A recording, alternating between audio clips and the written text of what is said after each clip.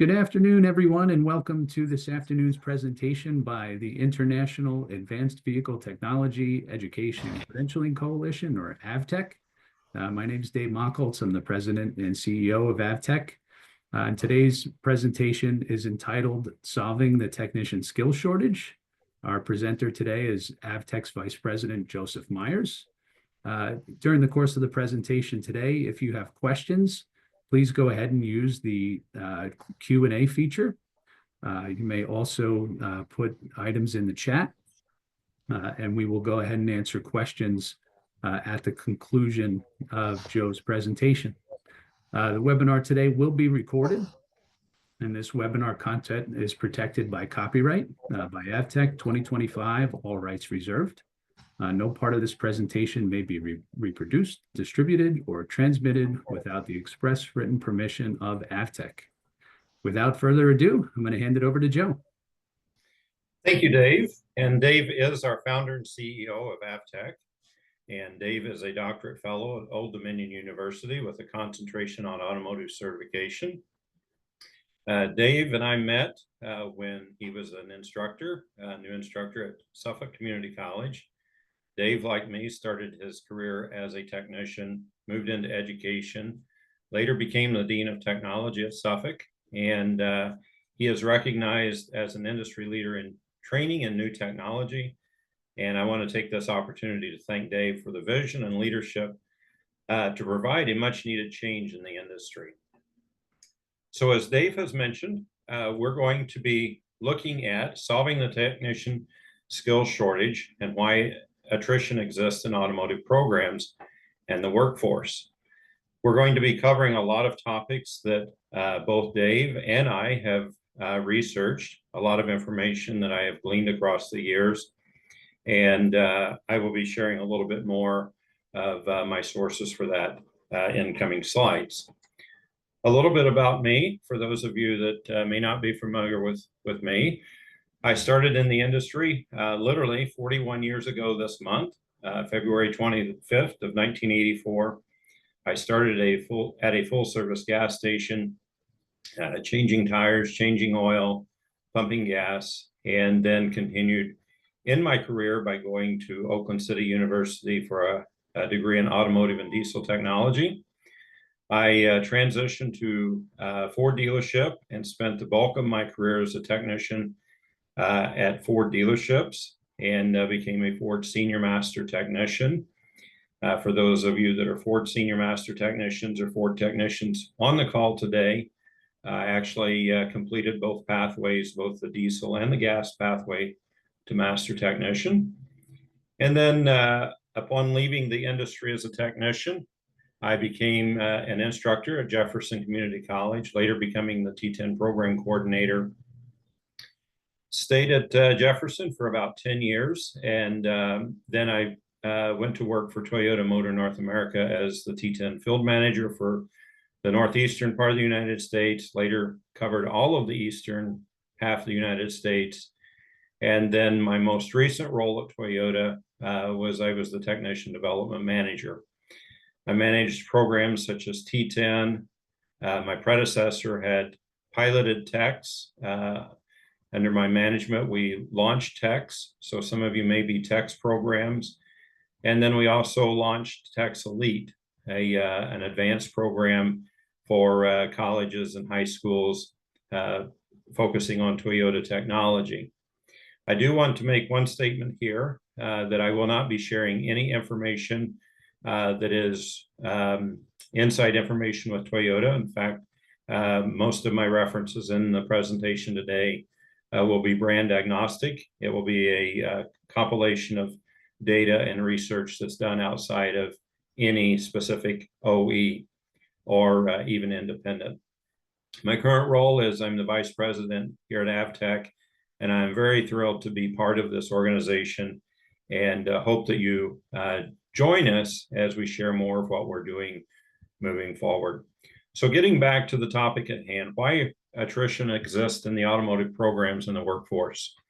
So taking a quick glance at the data that has been provided to us, there are over 100,000 students in automotive programs annually. Now, I have found data that indicates that that could be as high as 200,000 or even more.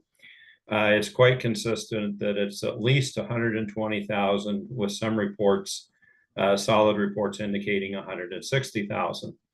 So we have a tremendous number of students coming into automotive programs. So we want to take a look at what part of the problem is, why we're not capturing those individuals and seeing them come to work in our industry. According to NADA, about 39,000 students graduate from automotive programs annually, whereas about 76,000 technicians are needed. And we do want to explain that this is for dealerships, OE dealerships specifically. This does not include the aftermarket, municipalities, places like that. So the technician need, of course, is much greater than what is represented here. But these are facts and figures that are being shared publicly. And so that's what we're going to work with. The last figure that I have here identifies something that there's a term here that may be new to some of you, but I will explain it here just a little bit more. There's roughly about 190,000 and could be as high as 300,000 individuals that will be graduating from high school this year that are classified as kinesthetic learners. Any given year, there's about 5 to 10% of the graduating class that fall in this category. This means that their learning style is actually hands-on.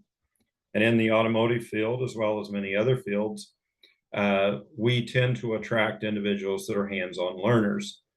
So if you're familiar with education, there are different types of learners. There's auditory, there's visual, there are those who learn best from reading, but the one that probably has received the least amount of attention over the years is the kinesthetic learner, and especially in the automotive field.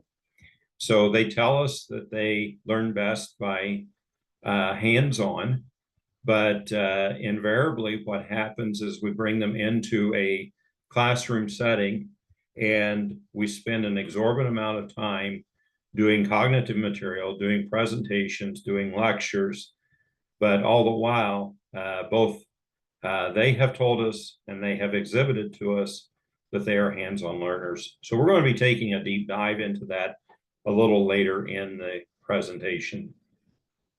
So the next thing I would like for us to look at is, okay, how are we comparing to other trades?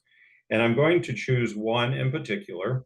And the reason I have chosen this trade is due to a recent program that made a significant expansion. They had a welding program. They decided that they wanted to expand and try to serve their local community in the automotive sector, in the automotive industry. And when they built their automotive program, unfortunately, there was not sufficient guidance on what was needed in order to make that program successful. So it sparked some interest of my own to find out, okay, why is the welding program so successful? But then when an automotive program was built, why was there significant things lacking? So comparing automotive to welding, the first thing that I did was I went to the Bureau of Labor for their statistics. According to the Bureau of Labor, there will be 75% turnover within the first 5 years of employment if you choose an automotive technician career pathway. Compare that to welding, which is only 33%. And the unique thing that I found about the welding side of it is that 66% of the students or the welders going into the field will remain not only in that position, but also with their company for 5 years. So that is quite a difference between what we're seeing in automotive.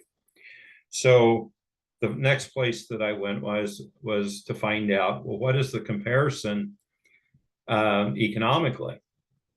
So looking at what automotive technicians make versus welding or welders make, automotive technicians on average, and I know that there's several efforts right now to try to correct this, but the median salary of a automotive technician is $47,700 annually, whereas a welder, their salary annually is almost 49,000.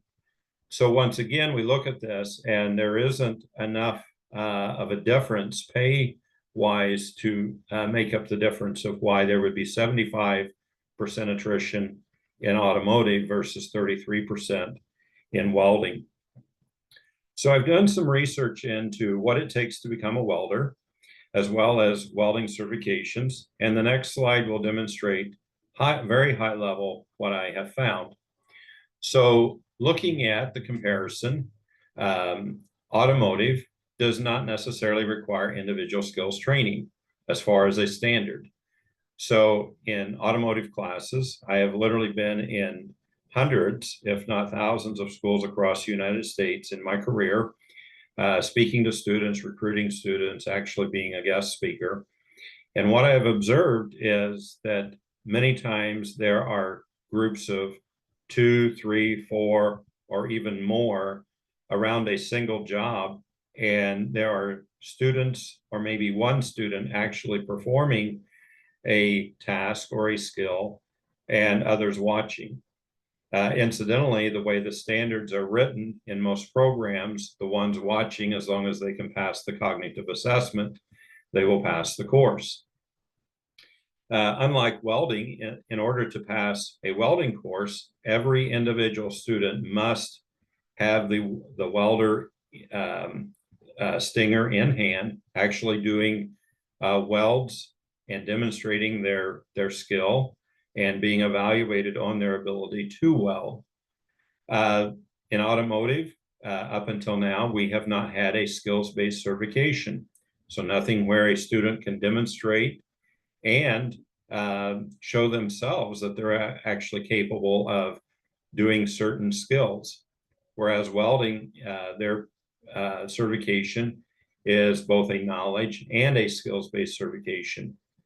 The comparison that I do have at the bottom is both of them. If you go to work in a automotive dealership or an independent repair shop, your success in that shop is based on your skill and your ability to properly repair a vehicle and fix it right the first time. Likewise, a welder, their performance is determined by their ability to actually weld and do it correctly the first time. So we already see that there's some issues with our structure, and that is exactly where I'm headed in this presentation, to sort of dissect what is actually falling apart on the automotive side. So the immediate question, is there a shortage of potential technicians or a mismatch of skill? I recently had a conversation with the CEO of an Indiana-based corporation while discussing challenges of them getting their vehicle fleet serviced and repaired. And his comment was, he said, our company has switched brands 3 times in recent years due to the inability to get our fleet serviced and repaired properly. I find that very unfortunate. Not only are the shops where they have taken the vehicles losing out on repeat business, the dealerships themselves or the industry, that particular brand is losing repeat sales as a result of this. And I believe that the CEO speaks for many people, but I just captured his quote, and by permission, I'm using this. He did not want his name or corporation shared in this presentation. So the issue that we're facing is well known outside the automotive circles. The other thing that I've observed is the majority of vehicles are serviced by technicians with little or no skills training, and definitely most of them have not had a skills validation, at least not a third-party skills validation. This is problematic. Their training to become a maintenance level technician or a low-level line technician may be a simple book learning, but no skills have been demonstrated. So today, if we were to go to the airport and get ready to board a flight, I would like to ask you a rhetorical question. Would you be comfortable in knowing that your pilot had only done a cognitive exam, had taken training, was exposed to the material, or would you want your pilot to have completed a skills validation and exhibited his or her own skill in being able to fly the plane? I think I know the answer to that question, but yet customers bringing their vehicles into our repair facilities do not have that reassurance that someone repairing their vehicle actually has passed a skills validation. Likewise, the individual is probably not certified in a lot of other areas because of lack of time or experience in the field. So this is a real issue, not only to our customers, but it's a real issue to our industry. And I'll explain more of that here a little bit later. So in my research, there was something that popped up recently. Some of you may have read the article. The first thing that I want to do is I want to thank Wrenchway for publishing this article. And there are some things that I have observed in the article that I want to point out. I did not start my research when I read the article. In fact, my whole purpose in getting into education initially, as I mentioned, I was a Ford Senior Master Technician for about the last 5 years of my career as a technician. I was a mentor for students coming in from a local college. And what I observed were students that were coming in did not have the knowledge or skill to even be able to lift a vehicle on a two-post rack. One particular student came in and I told him to pull the spark plugs out of a four-cylinder engine, and he had graduated from the program. He, first of all, did not know what a spark plug was, and furthermore, told me that he had never even removed spark plugs before. So that started something late in my career as a technician, and I began to dive into why are we having these issues. And so that ended up opening a door for me to go to work as an instructor. And I worked with an awesome team of instructors at that time to develop curriculum for the T10 program. And we saw some significant changes, and we've seen tremendous outcomes out of that program. However, most of those changes remained isolated to just that particular program. My focus now is to try to take this more industry-wide and to try to address the issue that I saw as a technician. And based on the report coming out of Wrenchway, it still exists. And it's not a surprise because I've actually seen this in my travels and visits across the country. So Wrenchway's article, Technician Shortage and Why It Exists and What Needs to Change. There are four key things that I derived from this article. And once again, thank you, Wrenchway, for publishing this. But the first thing is there's a negative industry perception. So if I were a parent looking to place a student in or support a student going into a trades program, I would want to look at what is the probability of that student actually being successful in that career field.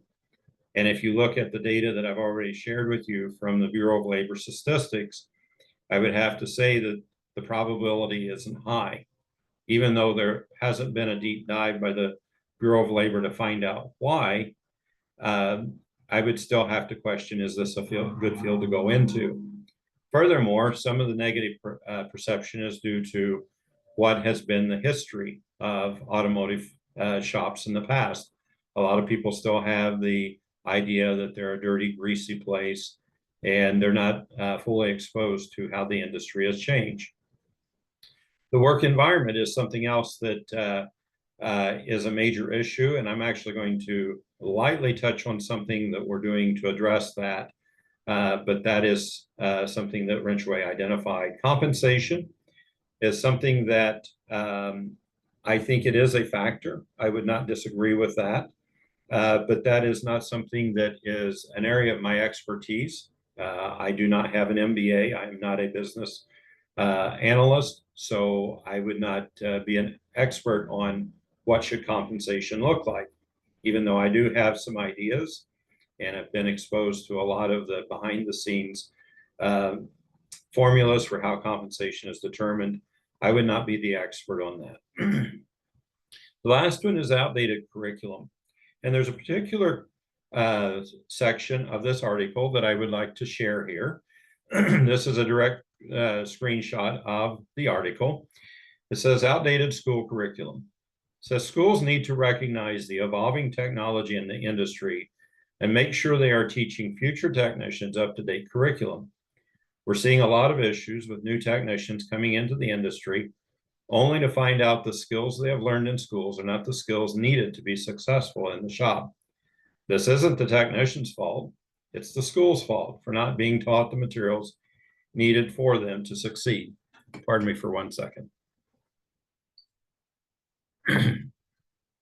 So while I agree that the students coming out of programs are not possessing the skills that are necessary, I would argue that it is not truly the school's fault. I understand where Wrenchway is coming from, but I would respectfully differ on, is it actually the school's fault, or is it the fault of the industry? And I'll explain that here a little bit more later. As we continue on down the article, and by the way, it was a very well-written article, there are 3 other things that I want to point out in particular. So work environment, I agree with that, and there are things that we're doing to address that, as I've mentioned earlier. Career development opportunities, there's some things I want to share with that. But I want to focus really in on the one on the left where it says work with instructors on curriculum. This is something that has been placed on the shops. In my career as a technician, I don't know that I ran into very many people that had a degree in education. I was an abnormality in my shop. I actually went back to college for an advanced degree midway through my career as a technician. But there were very few individuals that I worked with that ventured on something like that. So to put the burden on shops to work with instructors on curriculum, I don't think is fair to the shops or shop owners. But I do believe that I maybe understand a little bit of where Wrenchway is coming from, and that is to provide valuable input to the school on what skills need to be taught. And I could not agree more there. So if anyone from Wrenchway is on the webinar, I would invite a discussion by that. And I also want to state that whether you agree or disagree with what I'm sharing today, I would invite a discussion, and I'll be sharing my contact information later. But I want to dive just a little bit deeper on this curriculum piece because I do think that Wrenchway is onto something here. So the first thing we have to do is we have to look at how current training models and standards fall short. And before I dive into this, the first thing that I want to say is, as I've mentioned, I have visited many high school and post-secondary programs across the country. I have many friends out there that are automotive instructors. My hat is off to you. I do not blame you if your particular school or students are struggling. So do not think that I'm leveling my sights at you. Likewise, your training institution is probably not necessarily at fault on these things. And when I share where the standards are falling short, this is nothing personal whatsoever. It's a observation of data that I've collected across the years, and I'm merely trying to point out where the shortfall exists.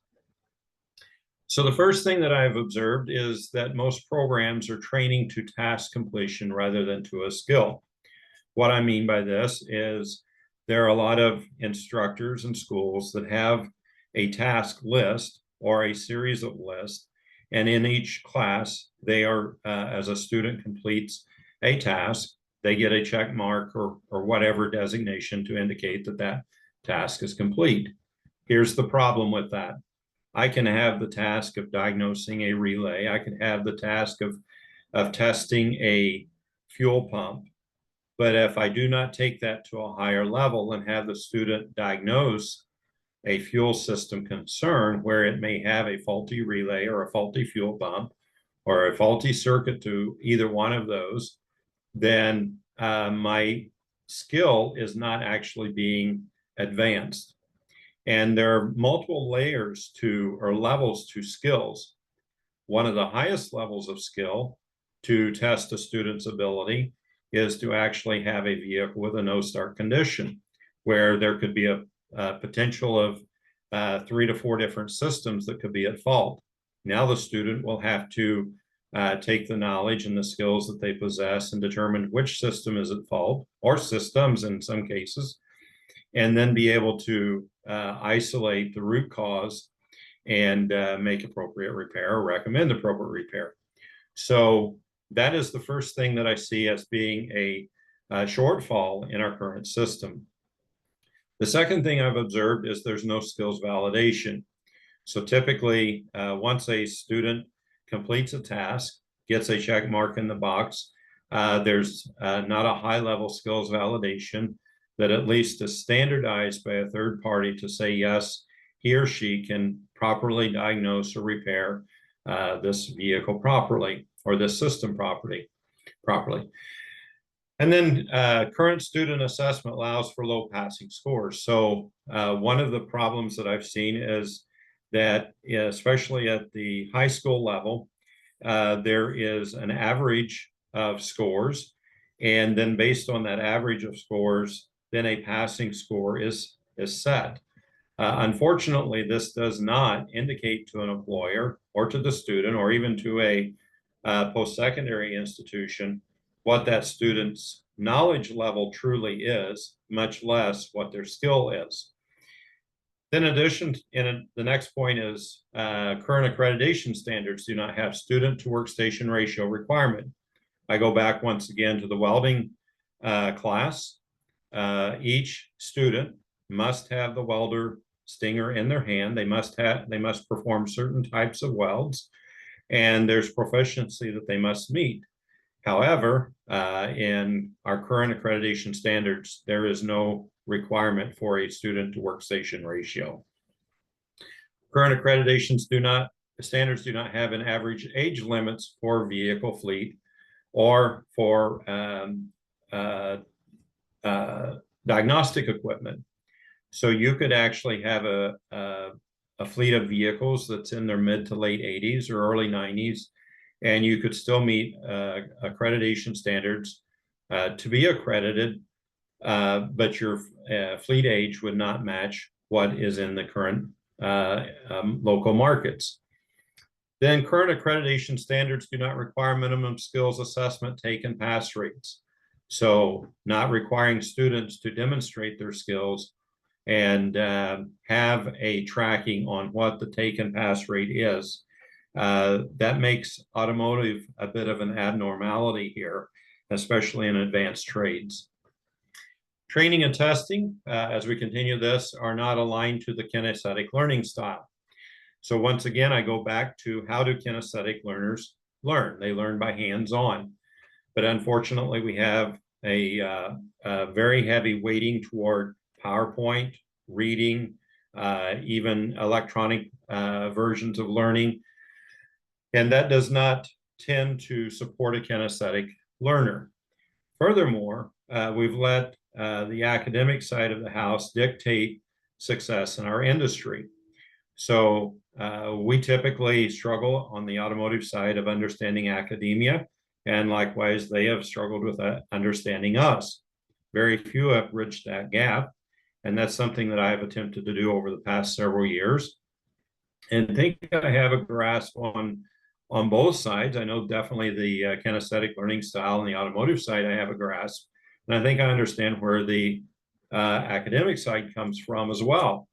Unfortunately, we are determining the success of a kinesthetic learner on a cognitive scale, which is unfair to that kinesthetic learner. And something that I want to point out here is the majority of these hands-on learners are typically coming from segments of the population that are underserved and economically challenged.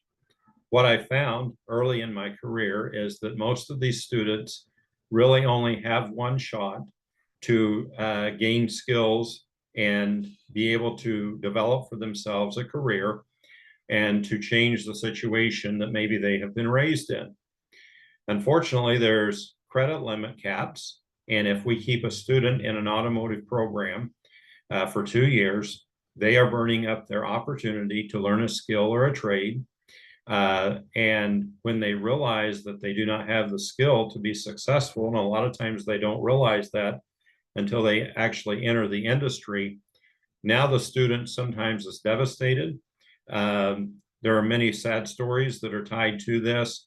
And so the 75% attrition, there are huge numbers of those that hopefully they're making their way over into some other trade, but many of them do not. And many of them become statistics. So we're hurting the very individual that we should be trying to attract and retain into the industry by not focusing our learning and our training on a skills environment and assessing them appropriately. Then the curriculum does not match the industry need.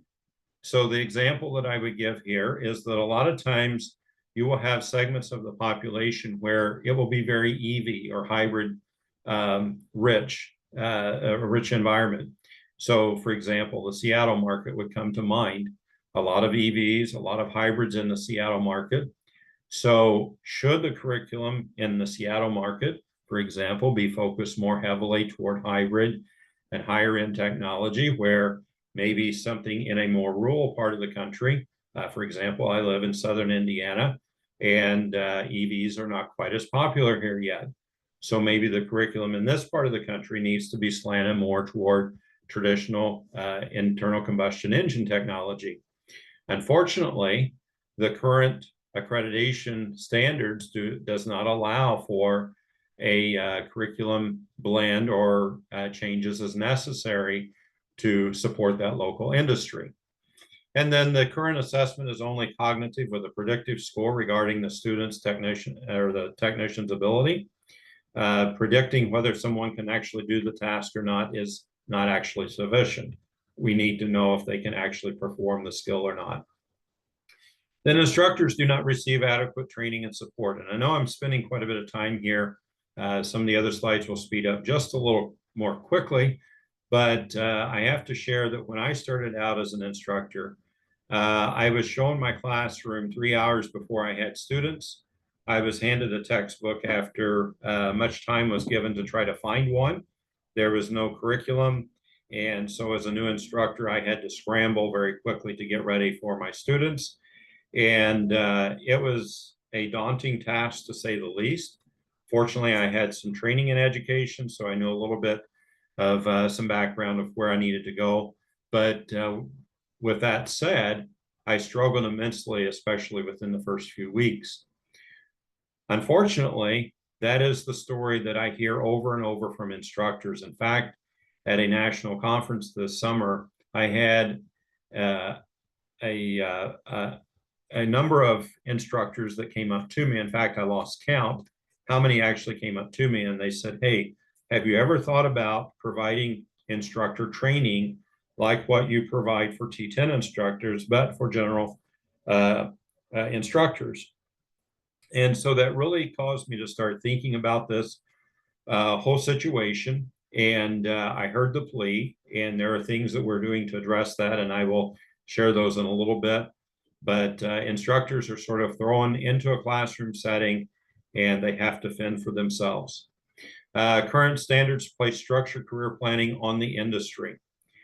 So the thing that I would like to point out here is more and more the industry is being faced with the task of doing some very basic automotive training. This is not fair to the industry.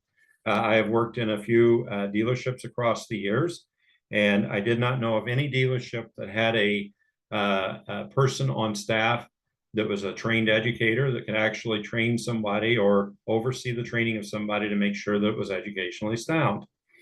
Furthermore, there's a big push right now for apprenticeships. I am not opposed to apprenticeships, but there isn't a structure in place for apprenticeships. I'm very familiar with how the unions do apprenticeships. And typically what happens in a union apprenticeship is the apprentice first takes skills-based training at the union hall, and then they go out into the field and they work under a journeyman as an apprentice with a very structured plan for that student to perfect their skills. Unfortunately, the dealers are being faced with, and shop owners being faced with, trying to build this on their own. And unless something is implemented very quickly, once again, I believe that there will be much dissatisfaction with it.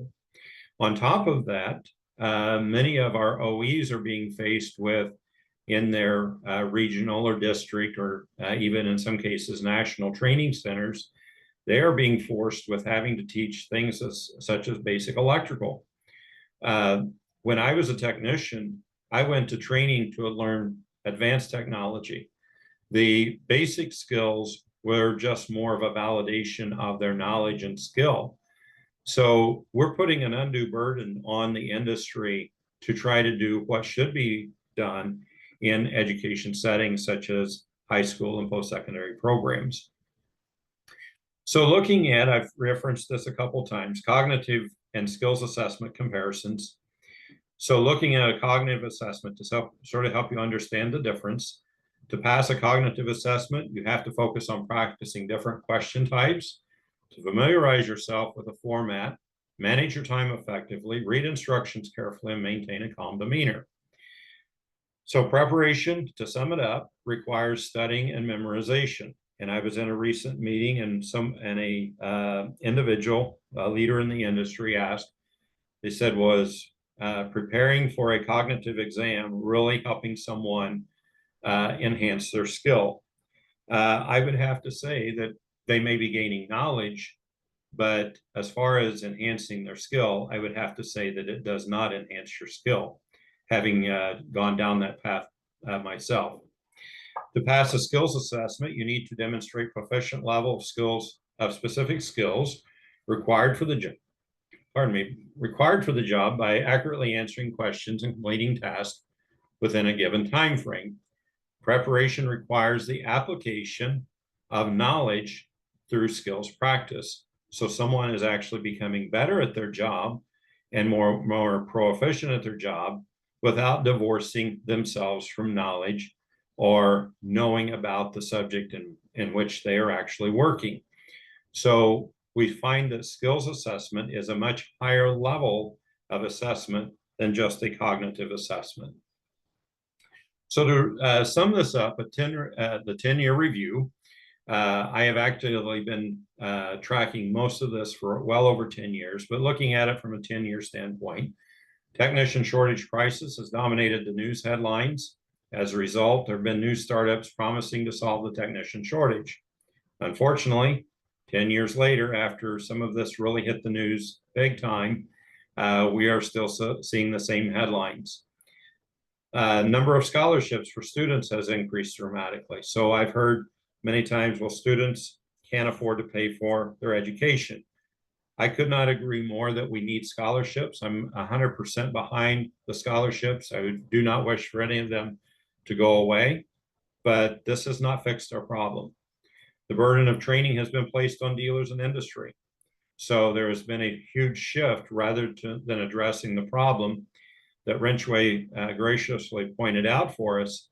Now there has been a shift putting the burden on someone else. Millions of dollars have been spent, but the root cause has not been addressed. So to sum this up, turnover at uncertified levels still an all-time high. In the first year of employment, approximately 55% of individuals coming into the field will leave. And within 5 years, 75% will leave.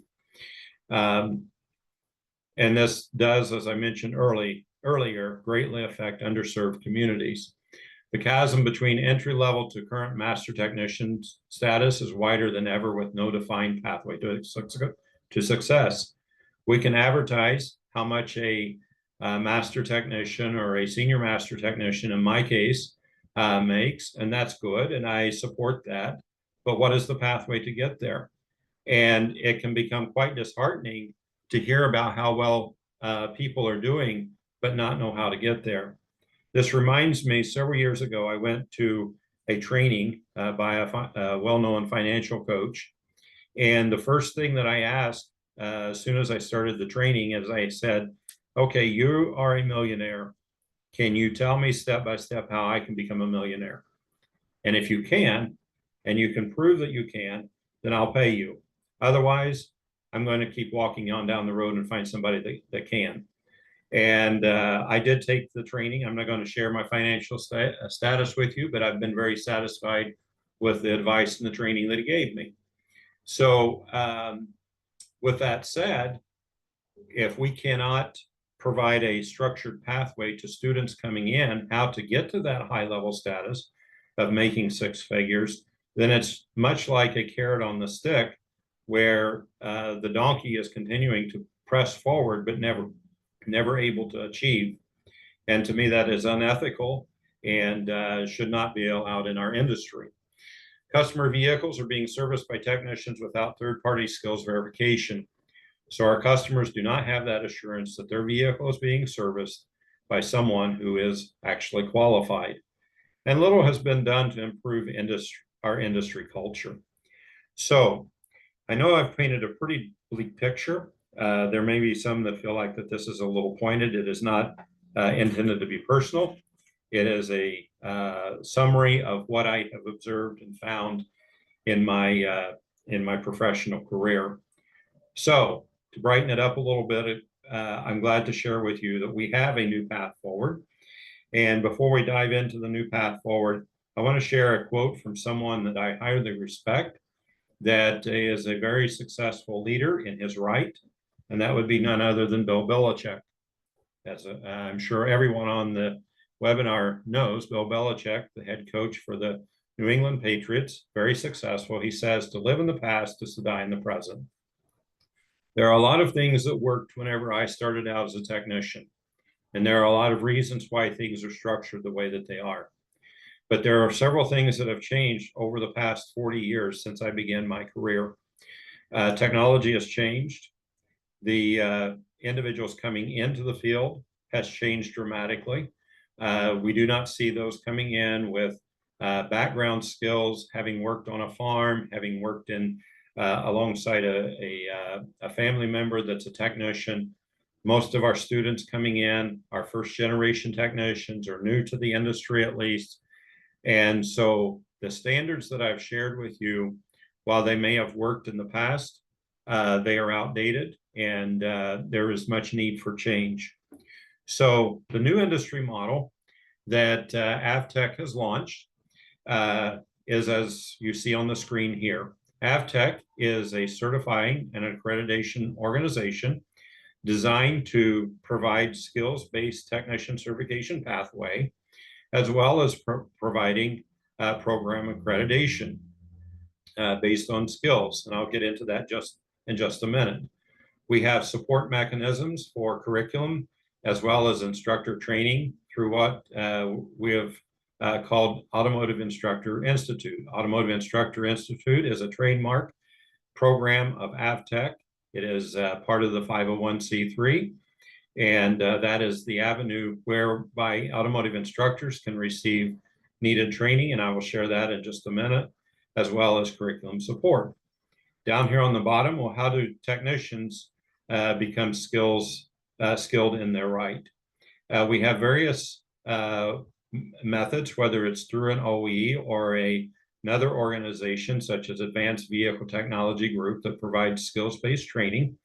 This provides the workforce training support, whether through an OE or otherwise, to help the technician enhance or develop their skills. If you are from a training organization and you would like more information on this, we would be happy to have a conversation with you about that. RFP Workplace Principles, that is a privately owned company or organization. And it is a for-profit. I will not share much about that because it is a for-profit and we are a nonprofit organization, but it is a organization that is designed specifically to change industry culture. Everything from how a individual is actually recruited and onboarded to their life in the industry. If you want more information about that, my email address will be available. Feel free to reach out and I will be happy to share some information on that or invite you to a webinar specifically on RFP. So skills-based training, what does that look like? That means that curriculum needs to be aligned to local industry needs. As I mentioned earlier, there may be markets that have more EVs and hybrids, whereas other markets have more internal combustion engines. We need to be able to align the curriculum to local industry skills needs. What does the student need to be able to do when they come out? Unfortunately, current models support students learning everything bumper to bumper, but most students are not going to be applying any knowledge that they learn, or very little knowledge, I should say, that they learn about automatic or manual transmissions. Time could be better served in enhancing their skills in electrical, brake, steering, suspension, or other parts of the vehicle. So we are working on building curriculum to align to the specific local industry. Developing student-centric skills training. So making it student-centric rather than classroom or instructor-centric. And we cover this in great detail in Automotive Instructor Institute. Course completion for a skills-based training would require that they have a demonstration of skills with a pass or retake criteria. So the pass would be 100% pass or a retake. Accreditation is based on measurable outcomes. So curriculum aligned to local industry needs. So is their program providing what the local industry skills are requiring? Standardize the skills assessments with minimum pass rate at 100% competency. So those must be implemented. KPIs focused, if you're not familiar with that term, it's key performance indicators focused on enrollment requirements, skills assessment, take and pass rate, skills proficiency in the industry, as well as retention in the industry. Training fleet and equipment aligned to local industry standards. And then a 2-to-1 student workstation ratio. And right here, I can tell you that probably there are some that are having some heartburn. You say, well, my shop would not allow for a 2-to-1. I have worked creatively with schools to come up with solutions for this. So if you're interested in finding out more information on how to make this work, how to choreograph your shop, we have training available for that. And then having minimum instructor training requirements. We support instructors getting a bachelor's degree, but oftentimes a bachelor's degree is not applicable to the environment that they're working. So that is why that we have built Automotive Instructor Institute to support instructors in that endeavor. So moving on very quickly here, skills-based certifications aligned to industry demands. We are developing stackable skills-based certifications or micro-credentials. If you're familiar with the education world, this is something that's circulated around for many years.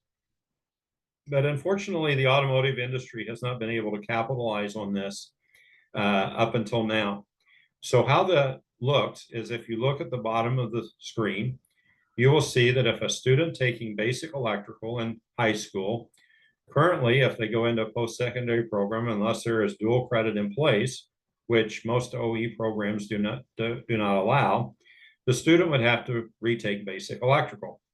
However, dual credit typically is based on a very arbitrary agreement. So what we want to do is provide something to the high school, such as a skills-based certification, that if a student can indeed pass that skills-based certification, they would be ready then to move to an advanced electrical to post-secondary institution. Then, and this is for example only. This does not mean that post-secondary cannot go into networking. In fact, we have many schools that do, but this is just for example only. Once you get to the OE training or the aftermarket training, either one. You could focus then on more advanced systems and training. This will allow the industry level training to refocus where it initially was and where it actually belongs. So standardized skills assessments support dual or transitioning credit, whether you're coming from a high school program or transitioning from another educational institution. Having a industry recognized skills-based certification will support this. So diving in just a little bit here to what does the Automotive Instructor Institute look like? There are 5 levels to Automotive Instructor Institute. Level 1, I'll share the most, and then I'll just touch lightly on the other 4 levels. It's teaching the kinesthetic learner, understanding how the kinesthetic learner learns and how to build your curriculum and your classroom accordingly. One of the things that I share in this class is that the kinesthetic learner is the easiest individual to teach. I have taught collegiate level classes, both in trades as well as in other disciplines. And I can tell you that teaching a kinesthetic learner is much more fun and much more enjoyable, but they're the hardest to prepare for. There's a lot of background, there's a lot of prep work, there are a lot of resources, and that is the piece that typically is missing in most programs. We cover how to do a skills survey process in order to build the curriculum appropriately. We cover course planning, everything from identifying learning outcomes as well as final skills performances. We cover time management, assessment development, learning outcomes and objectives, and course delivery. We have piloted this as well as all 3 of the first 3 levels of instructor learning or an Automotive Instructor Institute. If there's anyone that's on the webinar today that's been through one of these courses, feel free to share any of your observations or your experience out of this. But we cover a lot of material in 1 week's time. It's 5 action-packed days. But the good news is we're covering the critical things to help an instructor understand who they're teaching and how to teach that individual. We move on to level 2, how to teach a kinesthetic learner basic electrical. So basic electrical is a lot of conceptual learning. The kinesthetic learner has told us that they're hands-on learners. So how do you do this? And there are a lot of good tools out there, but how do you apply those tools? And so we have found a way to do that very effectively. Level 3 is developing an advanced level class. And then level 4 is curriculum development. Now, you do not have to take level 4 to get to level 5. If you are wanting to do program development, I would not accept anyone into a level 5 class that did not complete level 1. However, if you complete level 1, I would accept someone into a level 5 program development class. But that is very deep into the weeds of how to build your individual program. We have class dates available starting in May. There will be more dates coming soon, but the week of May 19th through 23rd, as well as June 16th through 20th. And we will be publishing more dates later on, especially for more advanced levels as these classes fill up. And we're quite certain they'll fill up very quickly based on the number of requests coming in. We will be building more dates. So there's more information coming soon. And that is a typo on the website. That should be at avtech, not avtg.org. So avtech.org. You will see a enrollment form. You fill out the form. It's self-explanatory. Submit the form, and then we will be getting back to you on your enrollment. So just to summarize some of this, AvTech is an international advanced vehicle technology and education and credentialing coalition. It's a nonprofit, and our purpose is to provide automotive and transportation workforce with a model for industry professionalization through the development of industry standards that support educational program accreditation and professional certification. So thanks to Dave and his forward thinking in his vision. He has put together a well thought out organization. I'm proud to be part of it. And so if you would like to know how to become part of this, there is a way that you can get involved at the individual level. There are also corporate levels. That is not on the screen. But if you want to become a member of AvTech, we have supporter levels starting as low as $50. We have the champion level at $100, and then the founding partner at $250.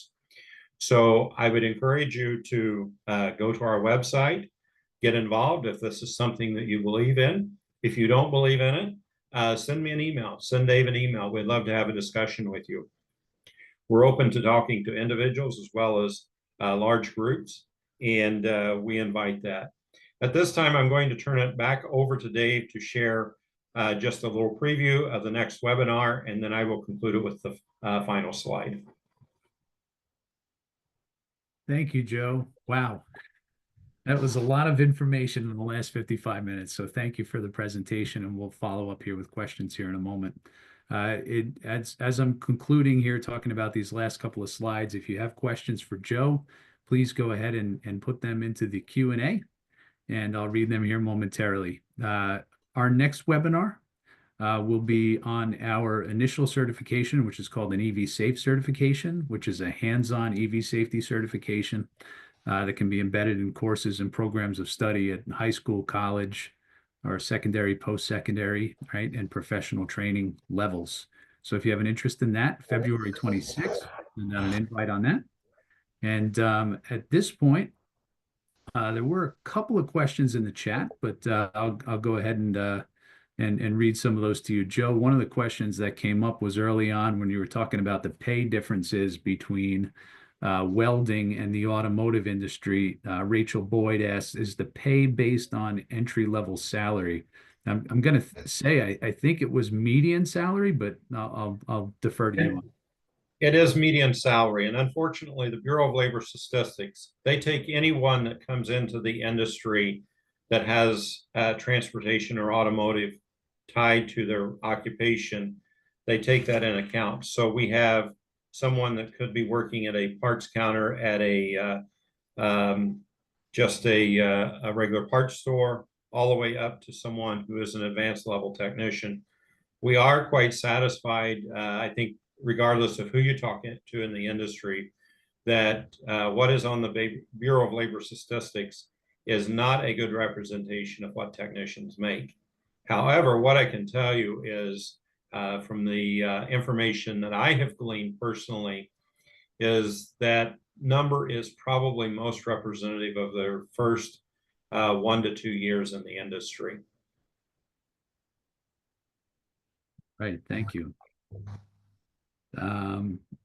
Second question is, what level of students are you viewing? High school or post-secondary? And I think that was in relation to, you know, the kinesthetic learner addressing the skills.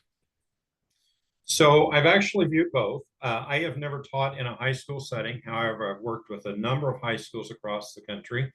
But what I have found is there is little change from the time the student graduates until they're completing at least their first year in post-secondary training, and sometimes as much as their second year. So individuals who are experts in this area of individuals as they go through their learning pathway, so to speak, their learning styles change over time. So it may start out that they're much more aligned to a pedagogy style of learning and then transition more to an andragogy. But I've actually reviewed it from both sides. Okay, let's see here. Couple more.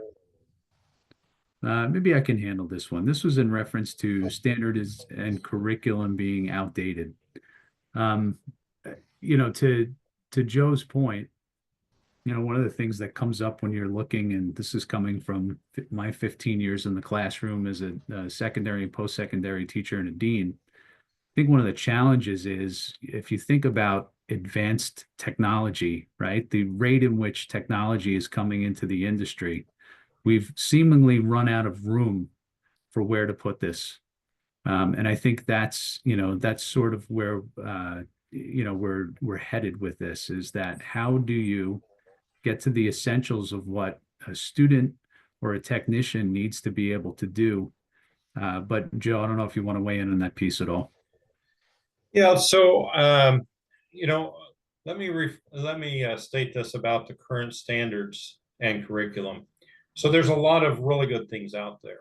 Unfortunately, what we're missing are things that are specifically aligned to skills. And when someone starts in the industry, if they cannot meet the current certification standards or assessments, that leaves that person in total limbo. A dealer owner, a shop foreman, a service manager cannot hire someone and know what their likelihood of skill is if they can't pass what is already out there. So what we're trying to build is something so that when an individual walks into the shop and they have the skill certification that they can change oil, change tires, that they can do basic electrical, that they can do basic brakes. Now that gives something for that service manager to work with. Why would I, as a service manager, agree to pay a student more just because they say that I should be paying them more if the student doesn't have anything to show that they have skills that make them worthy of more money? So we believe that, or I believe that by providing a validation of skills will increase the individual's value. So hopefully that explains some of that. Yeah, that's great. Let's see. Looks like there's a couple of people still writing questions here, so just waiting for some of them to come through. Okay. While they're coming through, I'm going to jump ahead just in the interest of time. The last slide I have up here is both my email address as well as Dave's and our website. And how do you get involved? Well, share with others in the industry. Um, Feel free to discuss it with your industry partners. You could, if you're a shop owner supporting a local school, you could sponsor an instructor in Automotive Instructor Institute. Sometimes funding is a little bit challenging for instructors, so this is a way that you could get involved. Someone asked me recently, is Automotive Instructor Institute only for automotive instructors in high schools and colleges? The short answer is no. I believe that anyone who is teaching someone in the automotive field would find this beneficial. In fact, I have ran a version of this for a certain OE for their technical trainers. Then become a supporter of AvTech. So once again, I can't thank Dave enough. Dave has carried much of this on his back. We need to support Dave, and not just Dave, but we need to support the industry by getting behind this. So become a supporter of AvTech. And then you can sign up for classes, or you can become a founding partner. So I wanted to get those things in there. If you believe in what we're doing, we'd like to hear from you. And if you don't believe in what we're doing, we'd like to hear from you as well. We'd like to have that discussion. Okay, thanks, Joe. Just in closing, a couple comments. Thanks, Joe. Fantastic presentation. Thank you for giving back to the industry. Thank you from Greg. Greg, good to see you. And let's see.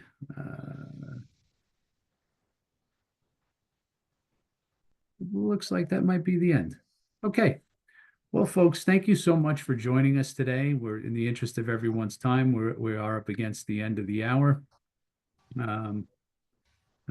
Okay, Mark, noted. So to that point, thank you for attending today.